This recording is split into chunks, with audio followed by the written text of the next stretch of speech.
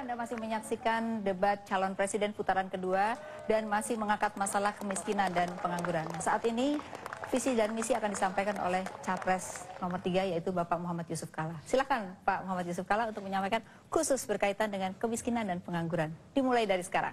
Kalau mau jalan-jalan boleh Bapak. Oh begitu. Sebentar lah. Ibu Pilihan Pak SBY, Pak Ibu Mega, hadirin hadirat sebangsa setanah air. Tujuan kita berbangsa tidak pernah berubah sejak 60 tahun yang lalu. Mencapai kesejahteraan, kemakmuran yang adil, mencerdaskan bangsa, dan bangsa yang damai. Tujuan itu sampai sekarang tentu kita mencapai sebagiannya, sebagian kita tidak capai. Itulah karena kita belum sejahtera secara keseluruhan, ada kemiskinan dan ada pengangguran.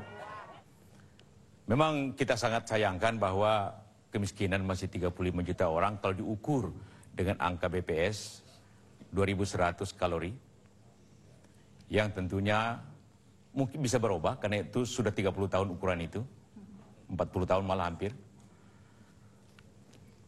15% bangsa ini. Pengangguran 10 juta orang, 8,5% pekerja bangsa ini.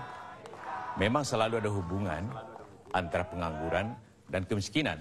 Orang menganggur apalagi dalam bawa tidak bekerja, tidak berpenghasilan, pasti dia miskin. Ukuran kemiskinan seperti digambarkan tadi ialah pengeluaran. Sebenarnya pengeluaran kurang karena pendapatan kurang. Jadi pada intinya ialah 35% bangsa ini, 35 juta, 15% itu kurang pendapatan. Sehingga konsumsinya kurang. Bukan diukur hanya daripada pengeluarannya. Kenapa itu terjadi? Tentu banyak hal. Banyak hal, kepemilikan, pendidikan, aksesnya ke banyak tempat, ke keuangan dan sebagainya. Karena itulah hal yang harus kita perbaiki segera. Solusinya karena antara menganggur dan miskin ada korelasi yang kuat. Maka tentu yang kita harus selesaikan ialah lapangan kerja dengan pendapatan yang cukup. Di atas UMR tentunya.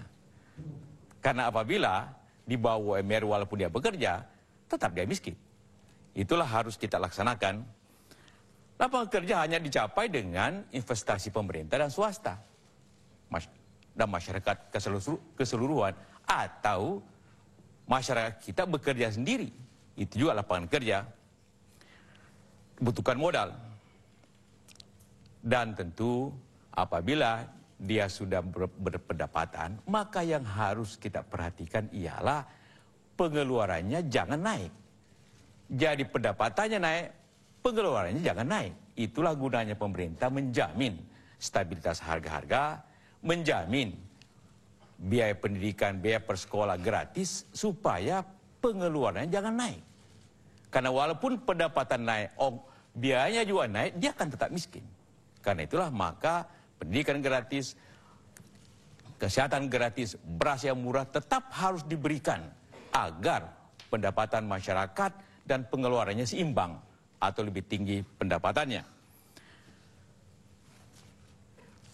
Nah, bagaimana mengatasinya? Ya tentu ekonomi yang tumbuh. Kita mempunyai lapangan tenaga kerja yang baru yang tumbuh setiap tahun 2,1%. Artinya kurang lebih 2,1 juta jiwa. Kalau kita tumbuh hanya 5%, kita akan kekurangan. Karena itu harus tumbuh minimum 6% baru kurang lebih pas-pasan. Untuk mengurangi kemiskinan itu, maka harus tumbuh sekitar 8%, sehingga tiap tahun kita bisa turunkan pengangguran dan kemiskinan itu secara betul. Itulah cara mengatasinya. Dan dibutuhkan tentu suatu investasi pemerintah yang baik, dan hematlah pemerintah kepada overhead-nya, dan memberikan investasi infrastruktur kepada semuanya. Dan pemerintah harus memberikan peluang agar swasta berinvestasi dengan baik, agar membuka lapangan pekerja, tentu saya minta maaf, saya menyesalkan dan masyarakat menyesalkan bahwa apabila kita memandang pengusaha-pengusaha, pemodal-pemodal yang berambut hitam itu tidak baik, karena tanpa mereka siapa yang membuka pekerjaan di Republik ini? Itulah tentu gunanya pengusaha-pengusaha yang harus kita berikan kesempatan dia bekerja, sehingga yang tadi menganggur itu dapat bekerja di samping bekerja sendiri. Di samping itu tentu kita mengutamakan hal-hal penting seperti pertanian. Kenapa pertanian diutamakan? Karena pertanian menyangkut 40% daripada seluruh tenaga kerja ada di pertanian. Kedua di perniagaan, ada 22% tenaga kerja ada di perniagaan. Karena itulah revitalisasi pertanian, memberikan bibit yang baik, lahan yang diatur ditata lagi dengan baik, serta kredit murah lah dan pupuk yang baik harus, dan kami akan berikan lebih baik lagi, menambah pupuk lebih baik lagi untuk bangsa ini, memberikan kredit murah kepada pengusaha-pengusaha baru dengan sistem mereka harus berusaha agar mereka dapat membuka lapangan kerja. Karena di situ letak dua hal yang tinggi daripada ini. Di samping itu industri kita semua. Memang program-program seperti memberikan pancing, memberikan ikan, memberikan pancing, itu bagus.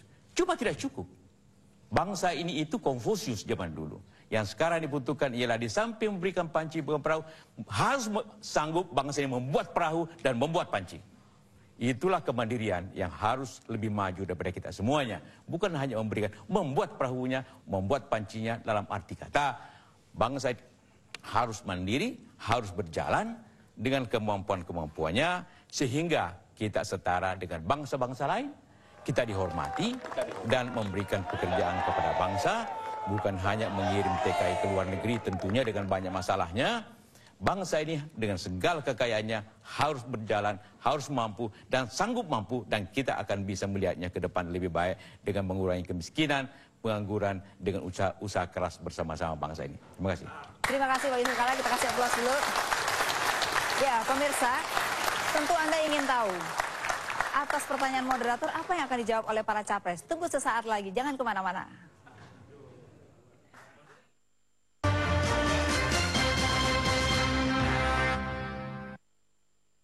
Mentari abra-abra, ngobrol sedikit, cuma 1.000 grapa, gak tau grapa.